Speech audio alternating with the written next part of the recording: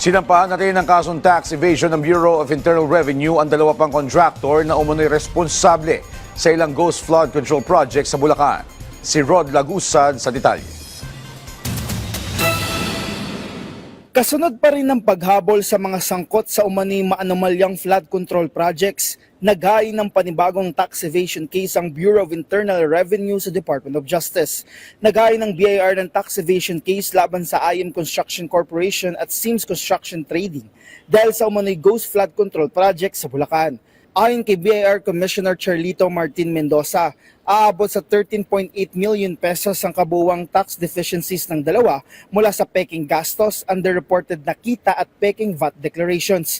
Anya, bahagi ito ng paghabol sa mga kontraktor na sangkot sa ghost projects at fraudulent tax practices. Maliban po sa kanilang kriminal na kasong kakaharapin, ang criminal case naman po ay upang maipataw ang tamang parusa, imprisonment and fine, kinakailangan pa rin po nilang bayaran ang buwis na dapat na binayaran nila.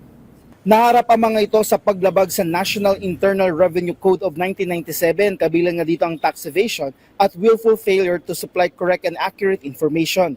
Anya, base sa investigasyon ng BIR, nakita na ang Sims Construction kung saan proprietor si Sally Nicolas Santos na aabot sa 6.4 million pesos ang tax liability nito para sa una at pangalawang quarter ng taong 2025. Ito'y kaugnay ng Ghost Reinforced River Wall sa Barangay Piel, Baliwag, Bulacan, kung saan nakatanggap ang kumpanya ng kabayaran kaugnay ng kontrata.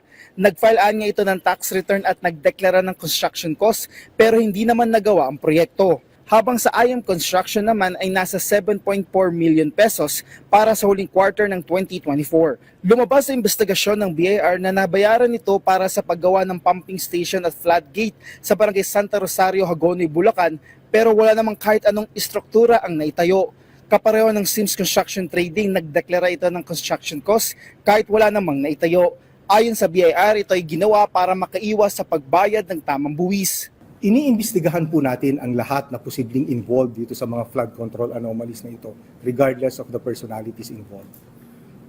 Gusto lang po nating siguraduhin na pag nagsampa tayo ng kaso ay meron tayong maliwanag na ebidensya. Binigyang din naman ni Mendoza na kanila pang pinalawak ang audit sa iba pang kontraktor at mga individual at maghahain na marami pang kaso sa mga darating na mga linggo. Rod Lagusad, para sa Pambansang TV sa Bagong Pilipinas.